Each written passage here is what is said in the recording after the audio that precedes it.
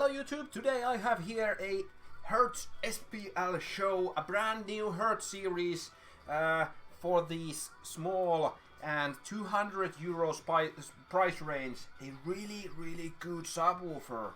I'm actually gonna think in this video, is this probably the best subwoofer at 200 euro range? Let's find out the details of the subwoofer and then check the parameters and check some more pictures and specs about this. So first of all, on the front of here we can see we don't have any rubber rings all around here. We have only a normal plastic dust cap with a SPL show, better logo than the old one was, and Hertz sounds in here. So loud it hurts. Okay, so then we have a normal paper cone here, double stitching, and a rubberized foam surround. This is not completely only foam. This is a little bit rubberized because it's a bit shiny, and it's really thick actually. It's really thick when you feel it on here. It's really thick and quite stiff. So I just need to try to measure from here. This is about 25 millimeters in width, and in height we got around 15, 16, maybe 17, 16 to 17 millimeters. So it is a okay size surround here. The subwoofer is 12-inch actually in size. We have a foam here that actually glues down the surround up in here and acts as a buffer when you install it like so. So it does not bend the stamped steel basket frame in here. And actually when I just check this out, I will be checking this from here. So this is actually like over 2 millimeters or more, this frame. So I have an hunch, an idea that this can be even thicker than the every else subwoofer frame I've tested, because this feels just so rigid, just so strong, and it's quite weighty. So the motor in here is a bit bigger than normal. It's not in height, but it's in width. So this is a pretty big motor in here. The SPL SS show, we can actually see it from here. It is 200 euros price range now, and it has 1000 watt RMS, 2000 watt peak. So this coil, which is actually round copper coil, 3-inch in diameter, is a really big and good thermal heat resistant. So let's open it up more. We can see the parameters there, that it has VAS of 24.52, FS around 36, SPL 86, and so on, but we will be checking those parameters later on in here. Now underneath here we can see we have normal push terminals. This is actually quite heavy. I'm getting my hands are getting tired. Or is this bigger than normal stamped steel basket? So normal push terminals plus and minus here. We have a quite of a this is a bit on the, this is not pressed, totally pressed paper cone, so it's let a little bit high. The glue underneath here, I can check it out. The voice coil has been glued in with a, it scratches. Yes, it scratches, so it's epoxy or black CA glue, which is really nice.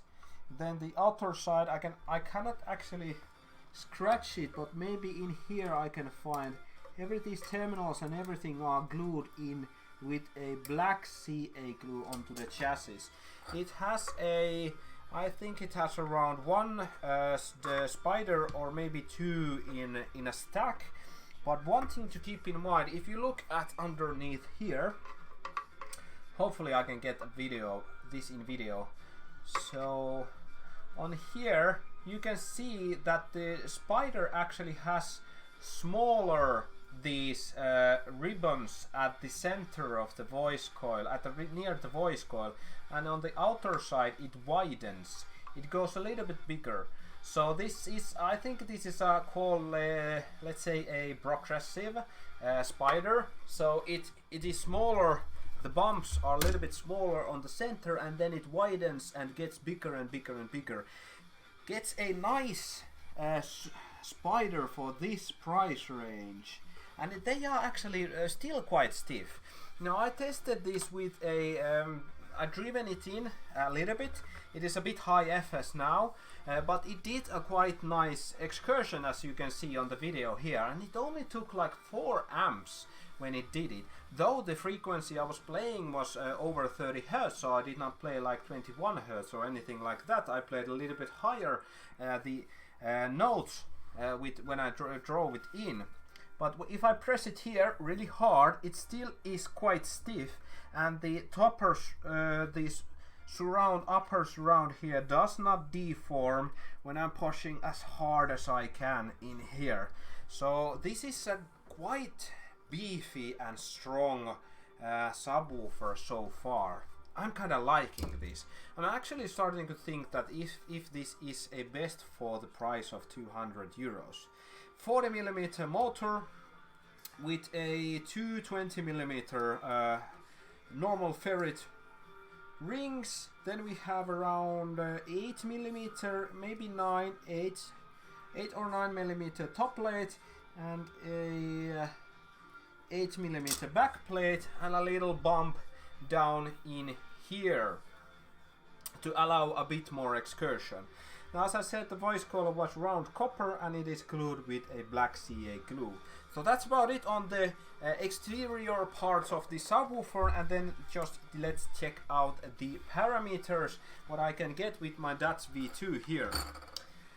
I've been testing these subwoofers for a while, these cheaper 150 and up to like 200 euro subwoofers, and I've been testing to find out if there is any like really good subwoofers, and I'm actually been thinking about a lot of this subwoofer when I'm having it with me as I'm testing it along, that might this be the best subwoofer for the price range. Now I'm not saying it that it is, because there's some kind of little bit of these small things that can make another subwoofer better than this one, but this has so many things in right order. Good motor, big motor, good suspensions, nice progressive spider here. I'm actually really not sure if I should be using the progressive spider here, because it is a spider that I've not seen in a long time, or maybe never. Nice craftsmanship. And now we'll be going into this, and I will be checking those parameters. There are old parameters here, and I will be taking new ones as we speak, like so. And there we have our parameters goes FS39. It actually went a little bit down there because I was pressing it so hard. So the FS frequency will be around 40 Hertz, or maybe a little bit less. QMS 5.49, QES 1.0, QTS 0.89. 1.337 elite ohms in our voice coils at the moment, making this elite subwoofer. Now that's a nice thing, actually. That's really nice. Then I'll be checking just one voice coil here to check out what kind of dual 2 ohm voice coil it has. It might have a little bit over 2 ohms because the ohms are now at 1.337. Test there, and they are 2.55 says on this side, which is quite high, and 41 Hertz FS. And on this side it might be a little bit different. Maybe my table is wiggling so much that I can take good measurements. This says 38 Hertz FS and 2.271 ohms. So probably this music and me changing the subwoofer place here all around is affecting our parameter test. But they are on the web page in here. Nope, shown in here on this side. Probably use these if you want to test this out. I'm not able to measure VAS right now on this this live chat here. So what do you think about this subwoofer? I can actually go here, and if somebody has anything to question in Finnish or in English, I will be answering them right on. I am now recording this in live. If you want to check out more of our subwoofer videos, go check out our YouTube page, go follow us in Twitch, or follow us in Instagram. We have many social media places. We will be checking those out. Okay, so about the subwoofer, 1000 watt RMS. I will be suggesting to use this subwoofer as a daily driver, a main bass pumping subwoofer. Probably two of these with a 2 or 3000 watt amplifier is more than capable enough of playing over 150 dBs. It is a beefy subwoofer with a nice new touch from Hertz SPL show. Looks good, feels good. On the excursion test, looked really cool. Only thing that the F is a little bit high, but it was going down already and I have not driven it in completely yet. But it is a good subwoofer for the price of 200 euros. Like if you like, dislike, if you dislike, and leave a comment. What do you think about the subwoofer?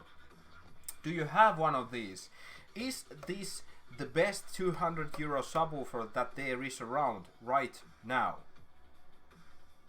That is really close, and I think I'm gonna say yes. I'm thinking this is most capable of doing all around music. Bass pumping, low bass, good good spiders, good coil, good motor, stamp steel basket to keep the price low. Good high notes also because the higher FS. Really good subwoofer. Hertz, I like what you are doing with your stuff at the moment. So that's about it. Link is in description, and we see you on the next video. Bye bye.